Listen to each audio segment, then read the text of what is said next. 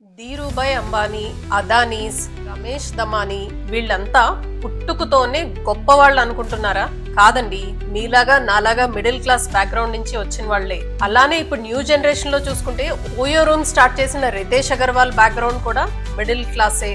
Zerodha Kamath brothers వాళ్ళు call centre employees గా వాళ్ళ లైఫ్ ని స్టార్ట్ చేశారు. రోజు ఎక్కడున్నారు వీళ్ళు? అందరూ ఈ స్టేజ్ కి రీచ్ అవటానికి ఏదో ఒక సీక్రెట్ ఉండే ఉంటుంది కదా.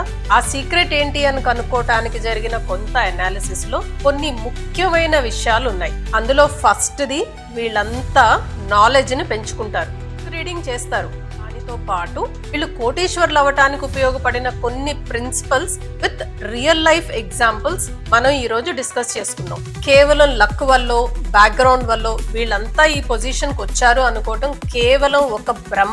నిజం ఏంటంటే వీళ్ళందరూ కొన్ని ప్రిన్సిపల్స్ ఫాలో అయ్యారు. మనం ఈ రోజు డిస్కస్ చేసుకునే ప్రతి ప్రిన్సిపల్, ఒక్కొక్క ఆణి ముత్యం, ఒక్కటి కూడా మిస్ అవ్వకుండా లాస్ట్ వరకు అన్ని చూడండి. మరి నాలెడ్జ్ ఇంప్రూవ్ చేసుకోవడానికి మనమేం చేస్తున్నాము అవి మనం కూడా తెలుసుకుందాం. Okay, let's start. First principle, start early, power of compounding. Rakesh Jhunjhunwala గురించి మీరంతా వినే ఉంటారు కదా. ఆయన జర్నీ 25 years ఉన్నప్పుడు కేవలం 5,000 రూపాయలతో స్టార్ట్ అయింది. ఆయన మార్కెట్ గురించి తెలుసుకొని ఆయన ఇన్వెస్ట్మెంట్ స్టార్ట్ చేసి ఇన్వెస్ట్మెంట్స్ ని స్లోగా ఇంప్రూవ్ చేసుకుంటా ఉండి ఇన్ని సంవత్సరాల ఆయన జర్నీలో 2022లో ఆయన చనిపోయే టైంకి ఆయన నెట్వర్క్ 40,000 crores అయింది. వారన్ బఫెట్ 11 ఏళ్ల వయసులో చిన్న అమౌంట్ తో ఇన్వెస్ట్మెంట్ స్టార్ట్ చేశారు. ఆయన ఇప్పుడు వరల్డ్ లోనే రిచెస్ట్ పర్సన్. మనందరికీ తెలుసు కదా. కాంపౌండింగ్ ఎలా వర్క్ అవుతుందో ఒక చిన్న ఎగ్జాంపుల్ తో చూద్దాం. సురేష్, రమేష్ ఇద్దరు ఫ్రెండ్స్ ఉన్నారు. ఇద్దరు ఒకటే కంపెనీలో వర్క్ చేస్తున్నారు. సురేష్ తన ఇన్వెస్ట్మెంట్స్ తన జాబ్ వచ్చిన వెంటనే 25 years కే స్టార్ట్ చేశాడు. చిన్న అమౌంట్, నెలకి 2,000 రూపీస్ చొప్పున ఇన్వెస్ట్ చేసుకున్నాడు. కానీ రమేష్ అలా కాకుండా 35 years వచ్చే వరకు తన ఇన్వెస్ట్మెంట్ స్టార్ట్ చేయలేదు. 35 years వచ్చిన తర్వాత 10,000 రూపాయలు సేవ్ చేయడం స్టార్ట్ చేశాడు. సురేష్ 2,000 ఇన్వెస్ట్ చేస్తుంటే రమేష్ 10,000 ఇన్వెస్ట్ చేస్తా ఉన్నాడు. వాళ్ళిద్దరికి ఒక 45 years వచ్చినప్పటికీ ఎవరి దగ్గర ఎక్కువ డబ్బులు ఉంటాయి చెప్పండి? 10,000 ఇన్వెస్ట్ చేశాడు కాబట్టి రమేష్ దగ్గర, 2,000 ఇన్వెస్ట్ చేశాడు కాబట్టి సురేష్ దగ్గర. You will be surprised, 2,000 invest చేసిన సురేష్ దగ్గరే ఎక్కువ ఉంటాయి. ఎందుకంటే అతను 10 years additional time period invest చేశాడు కాబట్టి ఆ అమౌంట్స్ అన్ని ఇంట్రెస్ట్ తో సహా కాంపౌండ్ అయి ఉంటాయి. మీరు 1,00,000 రూపాయలు ఇప్పుడు ఇన్వెస్ట్ చేస్తుంటే అది మీకు ప్రెసెంట్ రేట్ ఆఫ్ ఇంట్రెస్ట్ ప్రకారం 8% చొప్పున అది మీకు డబల్ అవ్వటానికి మీకు 7 years పడుతుంది. నెక్స్ట్ 1,00,000 రూపాయలు రావటానికి కేవలం 4 సంవత్సరాలే పడుతుంది. ఫస్ట్ 1 lakh మరో 1 lakh అవటానికి మీకు 7 years పడితే ఇంకొక 1 lakh అవటానికి కేవలం 4 years. ఆ తర్వాత మరో 1 lakh అవటానికి కేవలం 2.5 years పడుతుంది. ఎందుకంటారు? బికాస్ మీరు ఇన్వెస్ట్ చేసిన 1,00,000 రూపాయలతో పాటు మీరు ఇన్వెస్ట్ చేస్తున్న అమౌంట్ మీద వచ్చిన ఇంట్రెస్ట్ కూడా అక్యూములేట్ అయ్యి ఆ ఇంట్రెస్ట్ కూడా మీకోసం వర్క్ చేస్తూ ఉంటుంది. కాంపౌండింగ్ అనేది ఇలా వర్క్ అవుతుందండి. సో పర్ఫెక్ట్ శాలరీ కోసమో పర్ఫెక్ట్ ఏజ్ కోసమో వెయిట్ చేయకండి. చిన్నదైనా సరే ఇప్పుడు ఈ రోజే స్టార్ట్ చేయండి. Live below your means.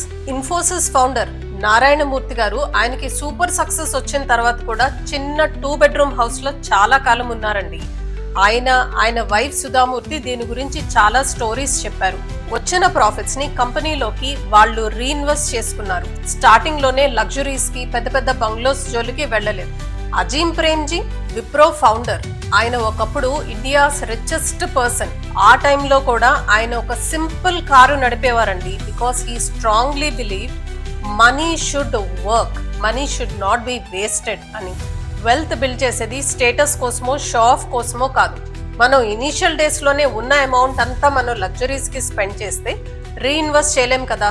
So richest people అందరూ ఫాలో అయ్యే ఒక ఇంపార్టెంట్ ప్రిన్సిపల్ ఇది. వాళ్ళ అమౌంట్స్ ని, వాళ్ళ ప్రాఫిట్స్ ని వాళ్ళ బిజినెస్ లోకి రీఇన్వెస్ట్ చేస్తారు. మనమైనా ఈ రోజు మనం ఎక్స్పెన్సెస్ ని కంట్రోల్ చేసుకుంటే రేపొద్దున అది మనకు ఫైనాన్షియల్ ఫ్రీడమ్ కి ఉపయోగపడుతుంది. Next principle, build multiple incomes. దీని గురించి మనం ఎంత చెప్పుకున్నా తక్కువేనండి. King Khan, Shahrukh Khan, king of Bollywood. ఆయన కేవలం సినిమాలు చేస్తున్నారా? మూవీస్ చేస్తారు, బ్రాండ్ ఎండార్స్మెంట్స్ చేస్తారు.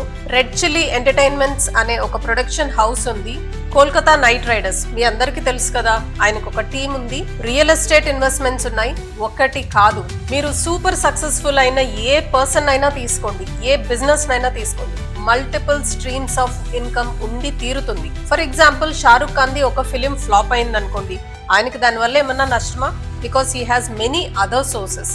మనకైనా అంతే, ఒక సోర్స్ లో మనకి ఎప్పుడైనా ఏదైనా ప్రాబ్లం వచ్చింది అనుకున్నా మనకి మల్టిపుల్ స్ట్రీమ్స్ ఆఫ్ ఇన్కమ్ ఉన్నప్పుడు రెండోది మనని ప్రొటెక్ట్ చేస్తుంది, ప్రాబ్లం లోకి తోసేయకుండా ఉంటుంది. మనం ఒక్క శాలరీ మీద డిపెండ్ అయితే శాలరీ కెన్ ఫీడ్ అస్, మనకి డైలీ నీడ్స్ కి అది సరిపోతుంది. కానీ రిచ్ అవ్వాలి అనుకుంటే, ఫైనాన్షియల్ ఫ్రీడమ్ కావాలి అని అనుకుంటే డెఫినెట్ గా మల్టిపుల్ స్ట్రీమ్స్ ఆఫ్ ఇన్కమ్ ఉండి తీరాల్సిందే. చిన్న చిన్న బిజినెసెస్, చిన్న చిన్న ఇన్వెస్ట్మెంట్స్ చేసుకుని అందులో నుంచి కూడా మనకి క్యాష్ ఫ్లో వచ్చేలాగా ప్లాన్ చేసుకోవడం చాలా ఇంపార్టెంట్.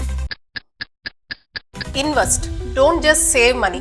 కేవలం మనం డబ్బుని ఎఫ్డీస్ లోనో లేకపోతే చాలా సేఫ్ గా బ్యాంక్ అకౌంట్స్ లోనో పెట్టుకుంటే అది మనకి డెఫినెట్ గా ప్రొటెక్షనే. కానీ మన ఇన్కమ్ మల్టిప్లై అవ్వాలంటే మనం ఇన్వెస్ట్మెంట్స్ చేయాలి. రాధాకృష్ణ దమాని, ఫౌండర్ ఆఫ్ డీమార్ట్, ఆయన చాలా ఇంటర్వ్యూస్ లో చెప్పారు మనీని ఎప్పుడు ఐడియల్ గా పెట్టకూడదు అని. ఎఫ్డీస్ లో పెట్టుకుంటే మనకి పెద్దగా గ్రోత్ రాదు. ప్రొటెక్షన్ కోసం కొంత అమౌంట్ పెట్టుకున్నా కూడా మోస్ట్ ఆఫ్ ద అమౌంట్ రీఇన్వెస్ట్మెంట్స్ కోసం వెళ్ళాలి. ఆయన బిజినెస్ లో వచ్చిన ప్రాఫిట్స్ ని స్మార్ట్ గా ఇన్వెస్ట్ చేసుకోవడం వల్ల అది మల్టిప్లై అయింది. ఈ రోజు ఆయన ఆ పొజిషన్ లో ఉన్నారు. క్యాష్ ని మనం ఐడియల్ గా పెట్టుకుంటే ఇన్ఫ్లేషన్ ఆ అమౌంట్ ని తినేస్తుంది కదండి.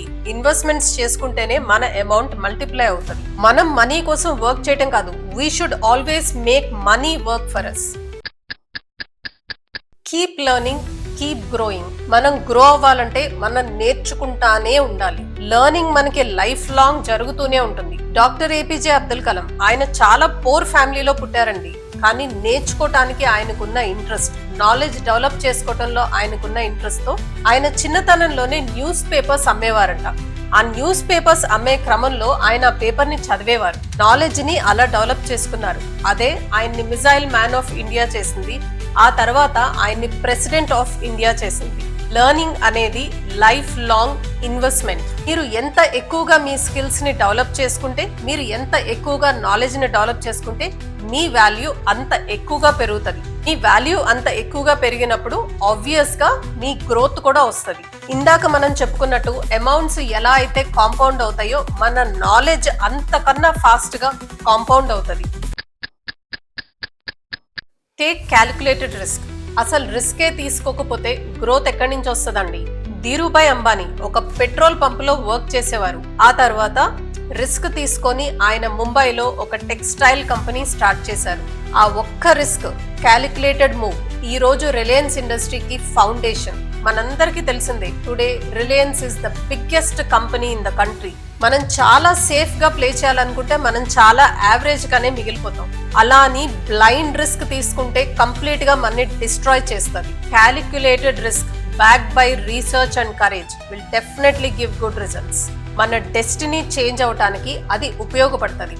రిస్క్ తీసుకోవడానికి భయపడి ఓవర్ సేఫ్ గా ప్లే చేయొద్దు. Stay strong while you level up the pyramid. మీరు ఎప్పుడైనా గమనించండి, పిరమిడ్ లో పైకి వెళ్తున్న కొద్దీ డిఫికల్టీ లెవెల్ ఎక్కువ అవుతుంది. మీకు గ్రోత్ మోడరేట్ గా ఉన్నప్పుడు మీకు ప్రాబ్లమ్స్ కూడా మోడరేట్ గానే ఉంటాయి. కానీ మీకు గ్రోత్ వస్తున్న కొద్దికి ప్రాబ్లమ్స్ ఇంటెన్సిటీ కూడా పెద్దగా అవుతుంది. చాలా మంది ఆ లెవెల్లో క్విట్ చేస్తారు. చాలా మంది దే గివ్ అప్. అలా వదిలేకుండా మనం స్ట్రాంగ్ గా నుంచొని ప్రాబ్లమ్స్ కి మనం సొల్యూషన్ కనుక్కోగలిగితేనే మనం టాప్ ఆఫ్ ద పిరమిడ్ కి రీచ్ అవుతాం. అమితాబ్ బచ్చన్ చూడండి, ఆయనకి లైఫ్ లో ఎన్ని ట్రబుల్స్ వచ్చినాయి.